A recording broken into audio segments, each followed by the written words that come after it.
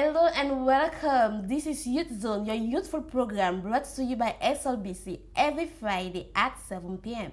I am your presenter, Hawanatu Sesay, and today we shall be discussing on the topic bridging the work experience gap for job opportunity in Sierra Leone. And guess what?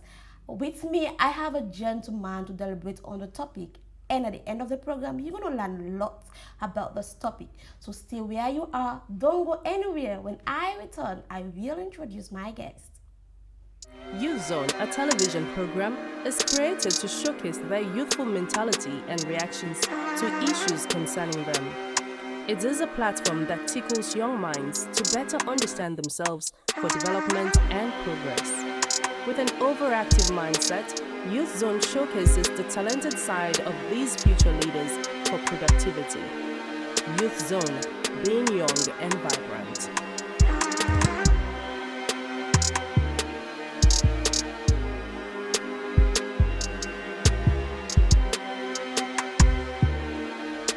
Welcome back. If you are just joining us, this is Youth Zone with me, Hawanatu Sesay.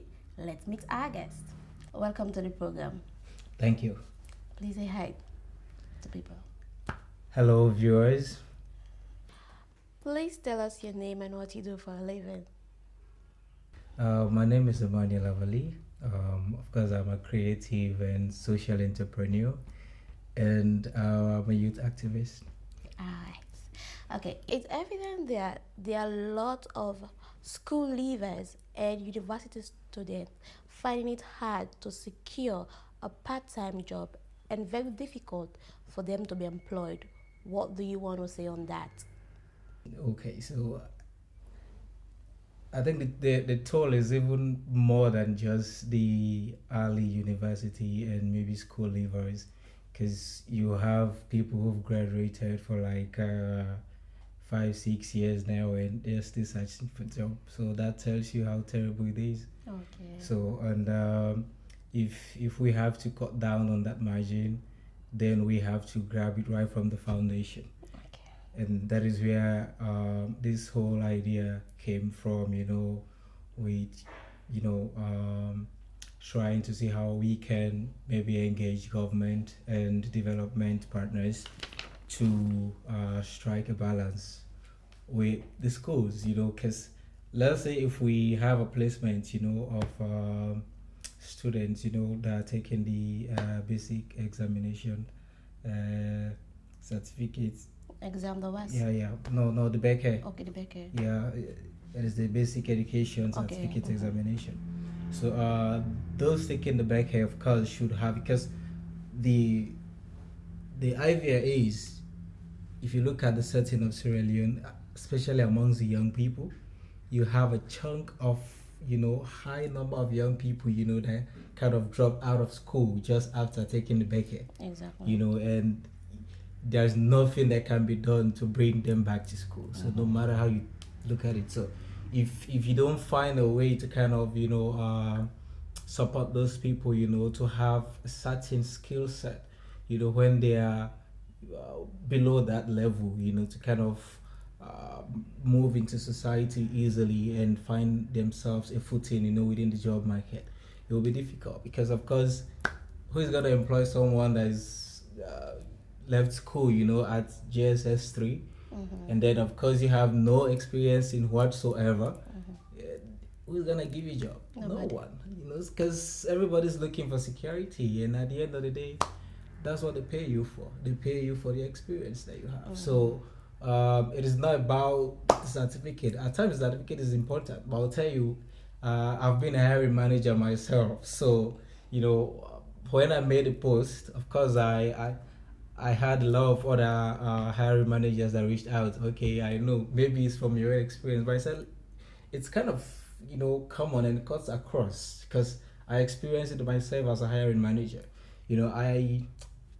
I had to employ someone for an internship role, okay?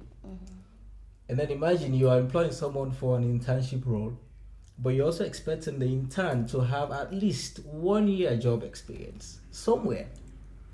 Okay, so so that tells you how scary it is. because even they can say, okay, there's an internship opportunity. We all know that most internships are for people who are just early school leavers or early university graduates, or people who are still within the university program, are coming to the end of their programs. But then even at that, at some, top corporations, they kind of expect the person to have maybe worked somewhere for at least 6 months or a year, before coming in contact with them, or else you're gonna lose the job.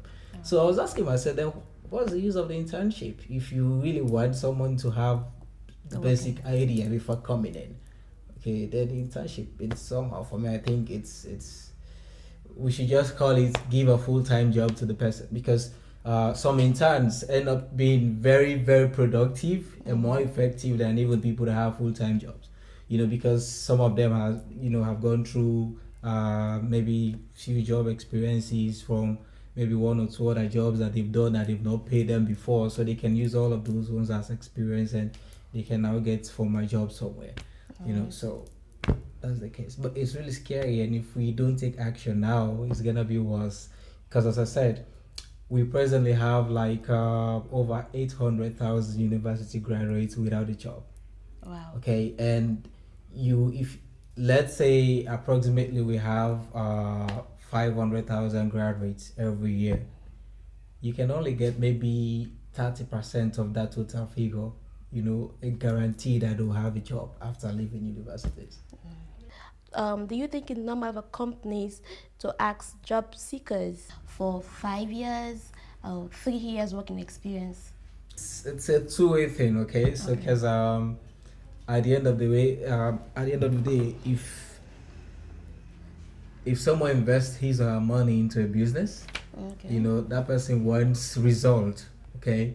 And for certain top institutions, it's not where you have to go to learn. It is where you have to go as an expert. You have to be, that kind of person that knows your job, from A to Z. Every bit of it, you should know it, because they don't have that time to give you to settle in, But with certain institutions, of course, they give you probationary periods, maybe 6 months. You take that time to learn, to integrate you into the system, gradually. But I'll tell you, for most jobs, especially in Sierra Leone, especially when it comes to the traditional kind of HRs that we still have, because they've still not moved yet, from these experience-based, systems of employing, to that of potential-based, because there are two ways. Other institutions are now giving people with potential the opportunities, because you might not have the experience, not even the qualification, but they can see that, okay, during the interview, there's a potential in this person. He can be someone that we can train and perform properly. Let's give that person a try. Mostly, let me say the international NGOs, are kind of going in that direction right now. But the corporate companies, not yet at all. And government as well, not yet at all. And it has to start from there, because government has to start giving people, with potential the opportunity, to have jobs. What do you think is the role of the central government to help reduce the rate at which unemployment is moving? Big question. I wish I was mad at you. Okay, but then as a young person that has gone through so much, has gone through unemployment, has gone through being broke, being poor, and of course I know what it means, and maybe I thank God that I'm a little bit lucky that he found a way to take me out of those situations, that a lot of youths find themselves into today, because at least I can say I found my path, but not everyone is lucky like that. So that's where the government has to come in strongly. And for government to really, really, really see something as viable, as something that it can push, it first of all has to become a policy. So that's why the ministries of education and that of labor has to really collaborate, because if they can take the lead, then it's gonna be simple.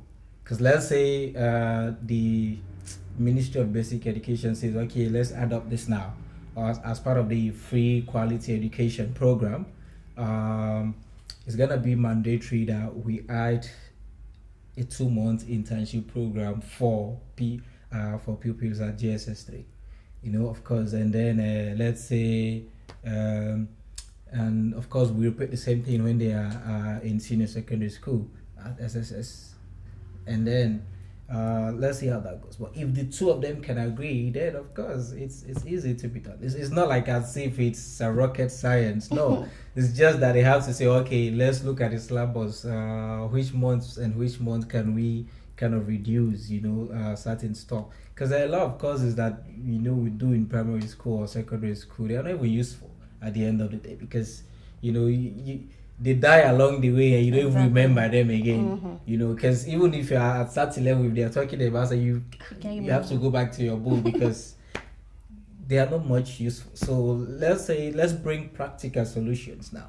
Remove a lot of those irrelevant courses, that are not going to take anybody anywhere. Okay. And then put in like 3 months, practical field trips, Take these kids to these mining companies. Let them see how they do this stuff, how people operate the crane, how they do this. Let them have the practical knowledge.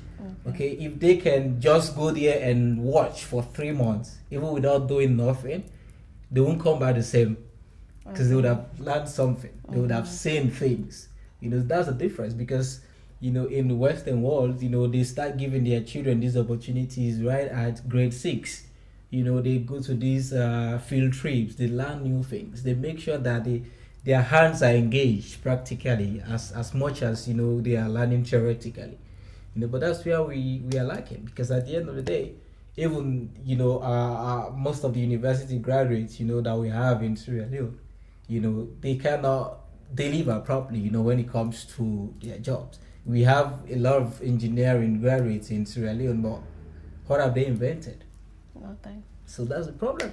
Because there's no practical work there. There's no field work. There's nothing. There's no demand. So let's say the education ministry now, okay, let's put some support. We have a policy. And this policy says each university, if you have your own department for whatever, as long as there's some technical aspect attached to it, for every year we want to see result.